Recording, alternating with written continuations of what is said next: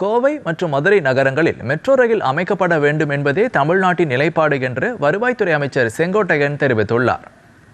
கோவை விமான நிலையத்தில் செய்தியாளர்களிடம் பேசிய அவர், 4 சட்டமன்ற உறுப்பினர்கள் விலகியதற்கு எடப்பாடி பழனிசாமி முன்னிலையில் சட்டப்பேரவைத் தலைவர் நேரடியாக விசாரணை மேற்கொள்வதற்காக கடிதங்கள் அனுப்பப்பட்டுள்ளது என்றும், சட்டப்பேரவைத் தலைவர் அதற்கான முடிவுகளை எடுப்பார் என்றும் குறிப்பிட்டார். நீட் தேர்வு விவகாரத்தில் ஆட்சியை சரியான முறையில் எடுத்துச் செல்ல வேண்டும் என்ற நோக்கத்தோடு அந்த உணர்வுகளை பிரதமரிடம் வெளிப்படுத்தி இருக்கிறார் என்றும் அமைச்சர் செங்கோட்டையன் கூறினார்.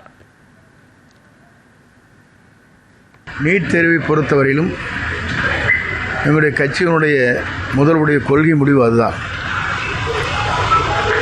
ஆகவே அந்த முடிவில் அவர் தெளிவாக இருக்கிறார். அதே நேரத்தில் ஆட்சி என்பது சரியான முறையில் அதை எடுத்துச் செல்ல வேண்டும் என்ற நோக்கத்தோடு அந்த உணர்வுகளை பாரத பிரதமரிடத்திலே வெளிப்படுத்தி இருக்கிறார். நீட் தேர்வு தமிழ்நாட்டில் மட்டுமல்ல, தமிழ்நாட்டு மாணவர்களுக்கு அது பெரிதும் பாதிப்பாக இருக்கிறது என்பதை உணர்த்தியிருக்கிறார்.